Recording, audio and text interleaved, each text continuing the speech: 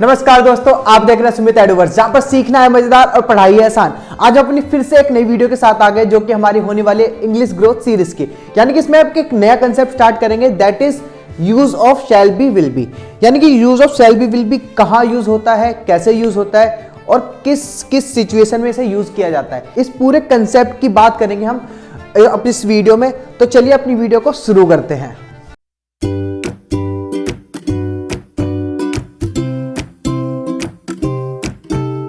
हाँ, तो चलिए अपनी वीडियो को शुरू करते हैं। तो सबसे पहले हम बात करते हैं किस चीज की, कि use of shall be will be क्या होता है, यानी शैल बी विल बी का यूज कहां होता है। यानी कि ऐसे सेंटेंसेस जो हमारे फ्यूचर से जुड़े होते हैं, वहां पर हमारा शैल बी विल बी का यूज होता है सबसे पहली बार। ठीक है, अब कौन से सब्जेक्ट के साथ विल यूज होगा, कौन से सब्जेक्ट के साथ शैल यूज होगा, इनका जो डिफरेंस है वो भी हम क्लियर करते साथ के साथ। देखो हमने क्या लिख रखा है, सब्जेक्ट्स।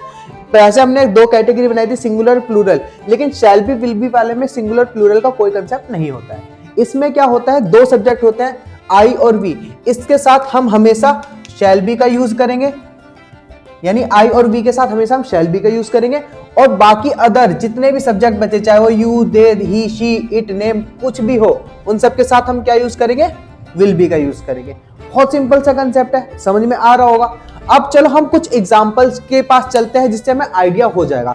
जैसे पहला सेंटेंस क्या है, मैं अमीर बनूंगा, है ना। मैं अमीर बनूंगा, तो मैं यानी कि आई। अब आई के साथ हमें क्या यूज करना है, शैल बी।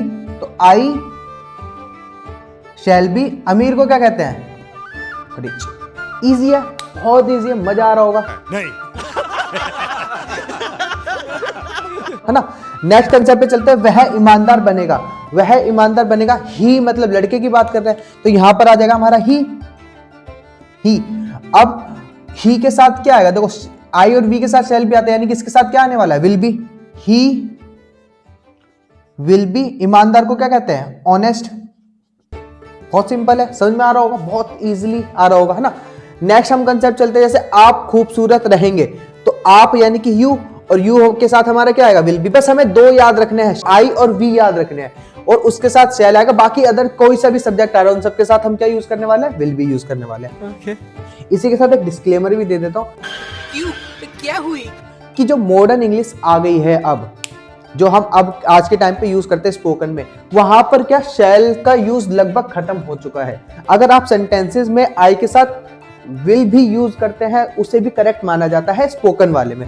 लेकिन क्योंकि ग्रामर है, ग्रामर में हमें पता होना चाहिए दोनों के बारे में, इसलिए हम इसकी डिटेल में बात कर रहे हैं। ठीक है, बात तो सही है। चलिए अब फिर से कंसेप्ट की तरफ ऐसे आते हैं, जैसे कि आप खूबसूरत रहेंगे, तो आपका होता है यू, और यू के साथ क्या आने वाला है, बोलो बोलो, कौन आने वाला है इसके साथ, अरे कहना क्या चाहते हो, पता ही है, चलो देख लो, विल बी। यू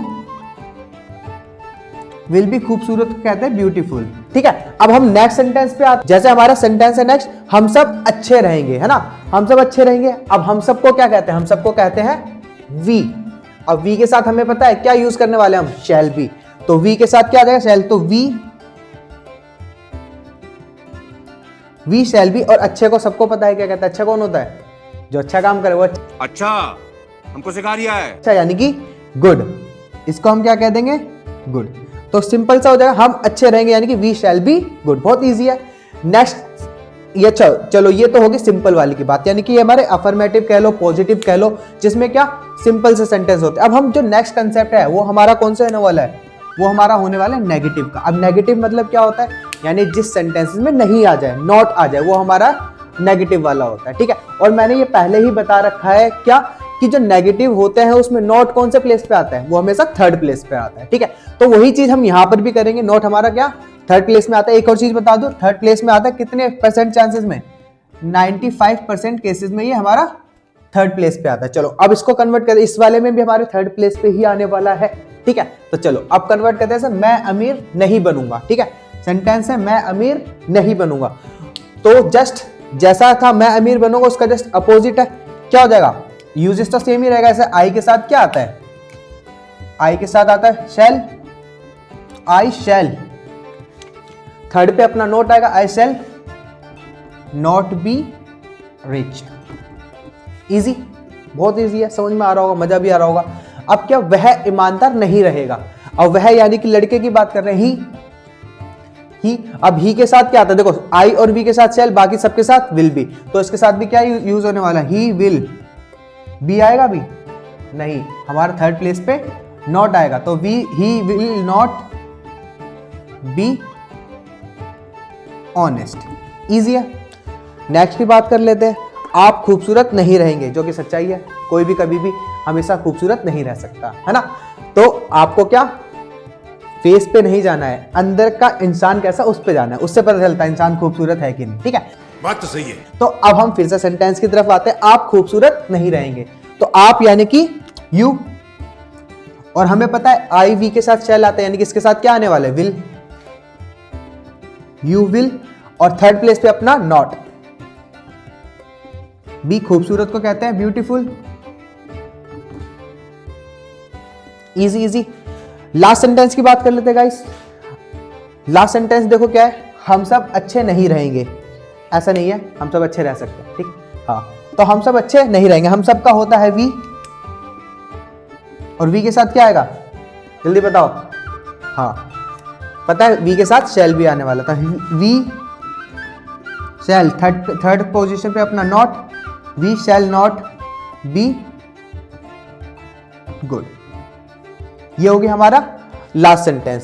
अब क्या इतना कंसेप्ट आपको अच्छे से समझ में आ गया होगा। अब क्या आगे के कंसेप्ट हम अपनी नेक्स्ट वीडियो में लेके आएंगे। अगर अभी तक आपको ये चीजें अच्छी लगी और आपको समझ में आया है, तो आपको क्या करना है, हमारे साथ जुड़ना है, और जुड़ने के लिए क्या करना है, आपको ज्वाइन करना है इंग्लिश ग्रोथ सीरीज को, और ज्वाइन करने के लिए क्या करना है, आपको वीडियो को लाइक करना है, चैनल को सब्सक्राइब करना है। बाकी मिलते हैं नेक्स्ट वीडियो में, बाय।